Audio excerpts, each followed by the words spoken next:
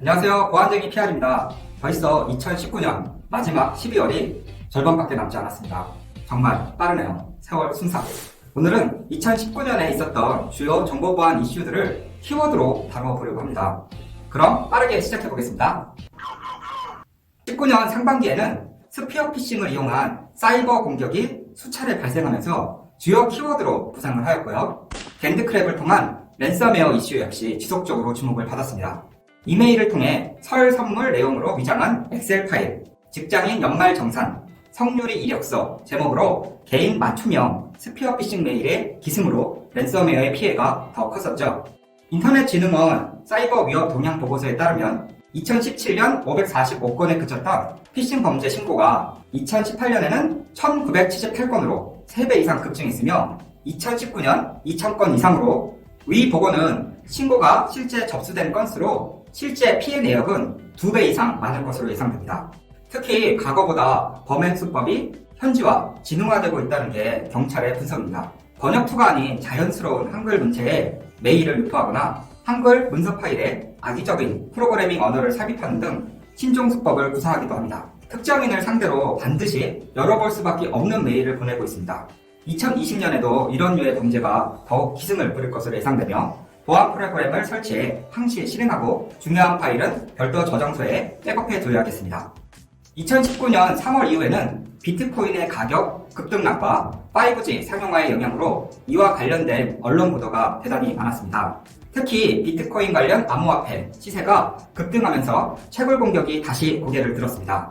2019년 상반기 소강 상태를 보인 듯 했으나 정부의 서버에 채굴 프로그램이 무단 설치된 것이 알려지면서 업계에서는 주의를 당부하고 있는데요. 일부 암호화폐 급등과 함께 거래소 직원의 내부 계정 탈취 시도가 이어지는 등 거래소 해킹 발생이 우려되고 있으며 최근 암호화폐 거래소를 표적으로 하는 이메일에 첨부 파일로 DOC, RTF, VBS, EXE, 실행 파일 형태로 공격하는 MOD 악성 코드가 발견되었었습니다.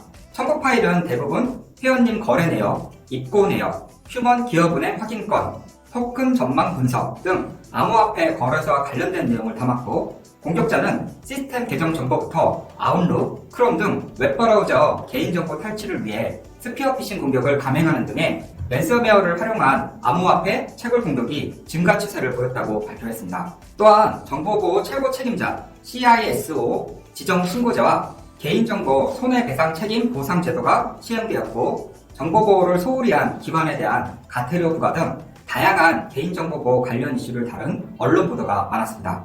5월 2일에는 국내 유명 IT 인프라 기업인 가비아에서 해킹으로 인한 고객 정보 7만 7천 건이 유출이 되었었습니다. 가비아 측은 사내 직원 계정이 유출되고 그 동일한 개인정보를 이용하여 사내 시스템에 접근한 것으로 추정된다고 보고했습니다. 6월에는 리치몬드 코리아, 필립스 코리아, DHL 코리아 등 8개 기관이 개인정보 보호 위반으로 1,000만 원 이상의 과태료를 부과받았습니다. 행안부의 정보 기반 보호 정책관은 이번 공표는 개인정보 수집, 동의, 획득 시 고지사항 준수와 개인정보 안정성 확보 조치를 이행해야 함을 강조하기 위함이라면서 앞으로도 개인정보보호법을 위반한 기관에 대해 적극적으로 공표할 것이라고 말했습니다. 19년 하반기에 가장 이슈가 되었던 키워드는 단연 빅데이터와 스마트 기기, IoT라고 할 수 있는데요.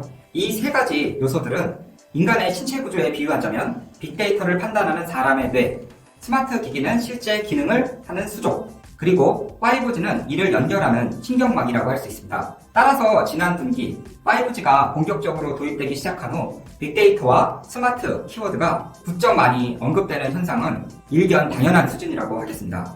이는 4차 산업혁명을 계기로 IT 산업을 이루는 신체가 더 강하고 빠르고 똑똑하게 진화되는 과도기적인 모습이기도 합니다.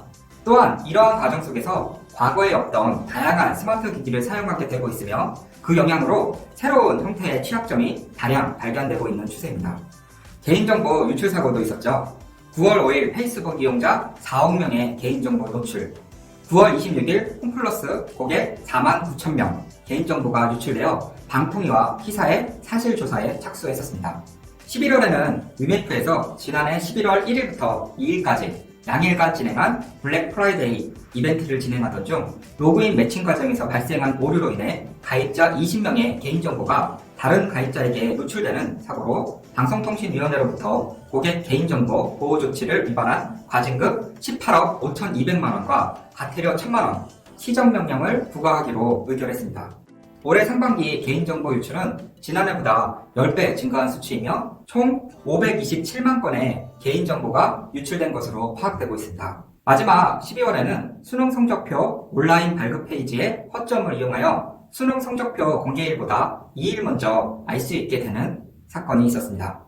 오늘은 영상을 통해서 2019년 주요 키워드를 같이 알아보았는데요. 오늘도 저희 보안쟁이를 시청해주셔서 감사합니다. 도움이 되셨다면 좋아요와 구독하기 한 번씩 꼭 부탁드릴게요. 그럼 오늘도 행복하세요. 저희 보안쟁이 채널은 PR 시스템의 후원으로 콘텐츠를 제작하고 있습니다. 정보보안 솔루션이 필요하시면 PR 시스템을 찾아주세요.